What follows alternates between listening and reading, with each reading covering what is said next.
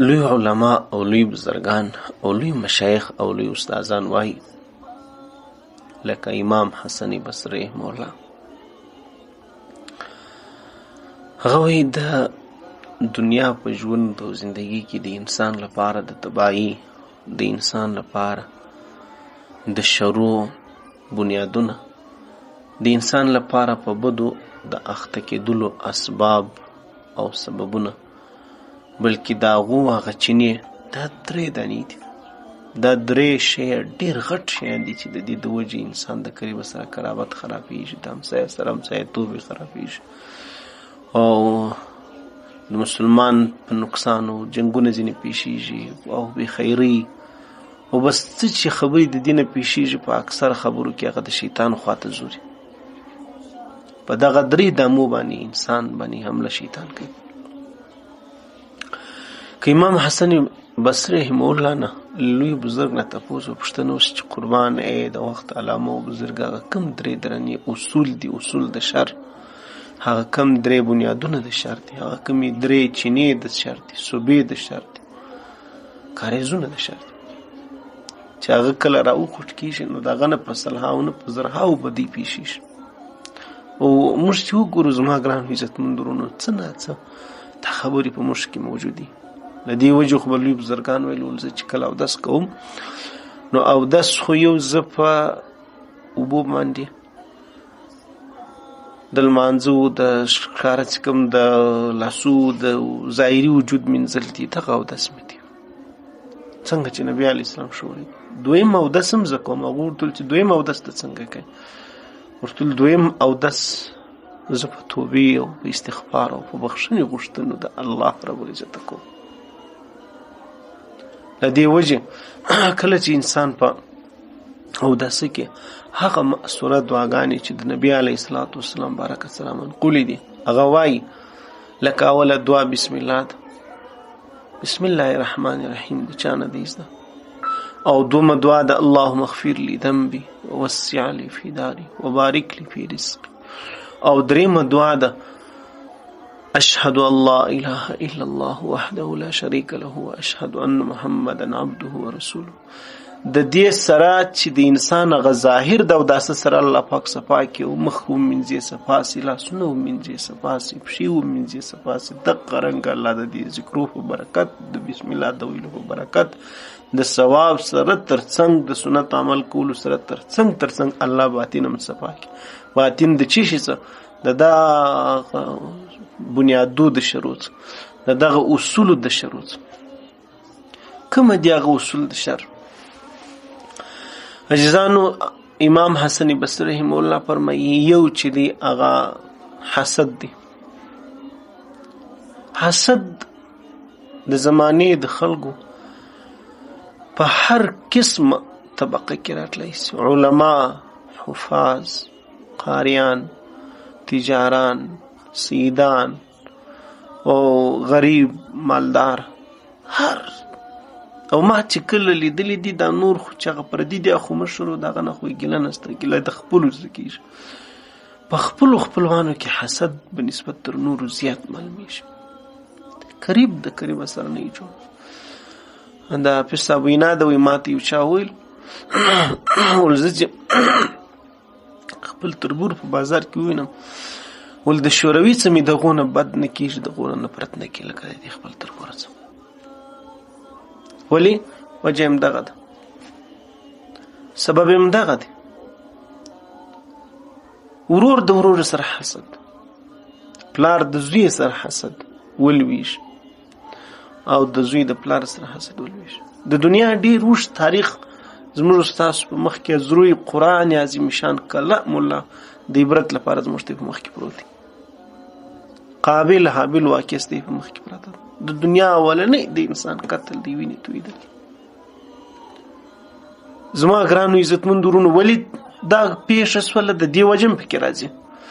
نو یو اصل چې کوم دی هغه بنیاد چې کوم دی چې نو کاریزو صوبه چې کومه ده هغه حسد دی. که په دې پوه شوې چې په ما کې حسد دی، په دې پوه شو چې شیطان دی خیمه په زړګي کې ولید، په سینه کې ولید، بس بیا نو خیر ته مځینې کوي، ستا خپله خبره ده، او که توبه ځون باسي ستا خپله خبره ده. په دې پوه شه بیا چې چې له دې نه به ډېرې پیشیږي. الحسد یأکل الحسنات.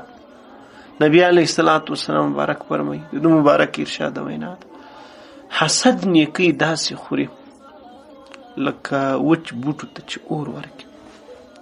اور په بوټو باندې څه کوي؟ خو یری ځینې جوړي، ښکاره کوي، یرونه بیا ګټه نه پورته کېږي. ښایسته تخته دي، قیمتي بوټی دي، خو ته اور ورکړه.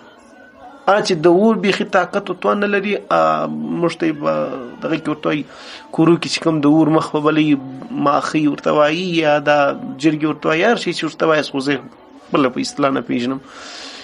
نو هغه خو بیخي ځان نسي ورته ټینګوي. قیمتي شی م راواخله په اور کې وغورځو چې بیا اخر ته څه دغه جن جوړېږي. دا زما او ستا د نیکو عملو څه حسد دغه شی جوړي. حسد چې د انسان په زړه کې ګواکې د انسان الله رب العزت ورنګ ته نه ګوري، و مال و دولت و قوم ته نه ګوري. موږ په قوم ډېر نازېږو، لیکن الله قوم ته نه ګوري. د الله نظر د انسان پر زړه او د الله سره تعلق جوړېږي د بنده د خپل زړه له لارې. ته به مخلص سي، وما امروا الا ليعبدوا الله مخلصین له الدین. نو کله چې انسان کې شر وي، نفاق وي، بې خیري د بل مسلمان، الله ته ډېر ښه معلومېږي.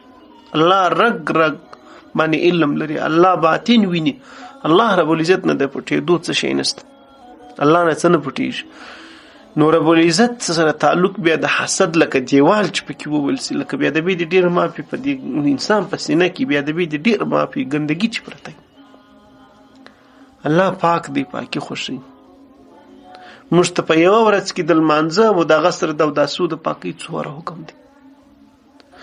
دغه لمونځ چې موږ کوو، موږ یې د څه لپاره کوو؟ تبلیغیان وایي خدای دې زموږ د بار زندګي د لمانځه پر صفاتو جوړه کړي. ټیک خبره کوي. لکه په لمانځه کې چې موږ هغه د 5 منټو صحیح مسلمانان سو، دغسې د مسلمانان الله په ټول عمر کې چې موږ هغسې د مسلمانۍ زندګي بیا په ټول عمر کې تېره کړو. نو عزیزانو، نور چې څونه تفسیر یې کوي کم پر دې باندې راځي، ځکه دا اصل د شر دی، ځکه دا چینه ده، ځکه هم دا صوبه ده، ځکه دا کاریز دی چې دونه په پوه شوست، بس نوره خواته بیا ستاسو کار دی. دویم هغه بنیاد دی، هغه اصل د شر هغه حرص دی، زیاتوب.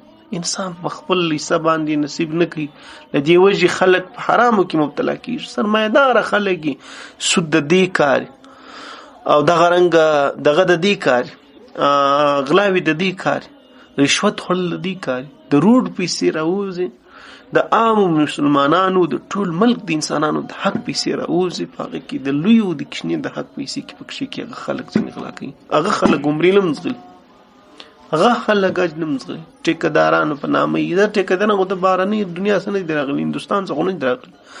مثال زه دغسې درته وایم. نو دا ولې حرص دی؟ دا نفس دا نه ورته وایي چې ته په ناروا او په ناجایزو کې دا پیسې راکمې کړه، دونه ډېر مصرفونه د واده دا د څه ضرورت دی؟ دا چې په وادو خلک دا په ښارو کې په هوټلو کې واده کوي، دا فرض ده که واجب ده؟ خو دا به نسي کمولی. لیکن برعکس غلاوي، لاس ځغول، د بل حق، دوکې، ښه شی مثال په 2م نمبر شی په اول نمبر شی ورکول، دا د چا کارونه دي؟ در دوایي پورې راواخله، تر هر څه پورې راواخله. دا د حرص د وجې، ځکه دا د بنیاد دی.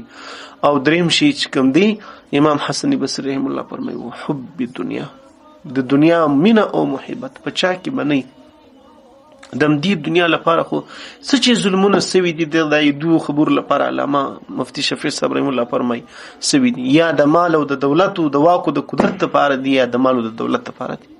خو به دنیا پکې راغلی، مال او قدرت خلک څه لپاره رانیسي ټینګي. خو هماغه صحابه کرام تاریخ دی په مخ کې پروت چې په جړا نه قبلول. هماغه امام ابو حنیفه رحم الله، تاسو ګورئ څومره بزرګان پر دې باندې د وطن وتلي دي، شهیدان سوي دي، چې هغه د قضا چوکۍ نه قبلول، هغه امیرتوب او مشرتوب نه قبلوي. خالي امام ابو حنیفه رحم الله نه دی، خو ډېر نور علما هم شته په دې کې، نور د وخت بزرګان هم شته.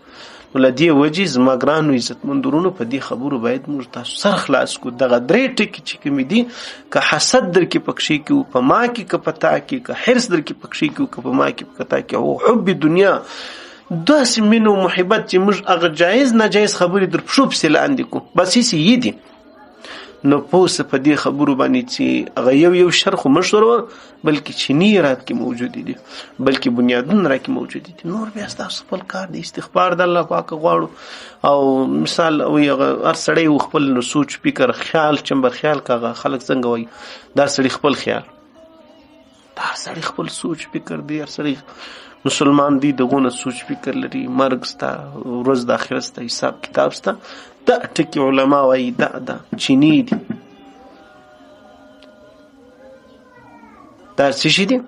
خدای دې موږ د دغه درې سره فتنو څخه وساتي پناه مسلمان دی الله جن وساتي. له دې وجې نن موږ ذلیل خو یو خوار سوي یو بې خیرۍ مو په مابینځ کې ستا فتنې مې ستا د خیر خوا مې کمې دي چینی را پکې موجود دي.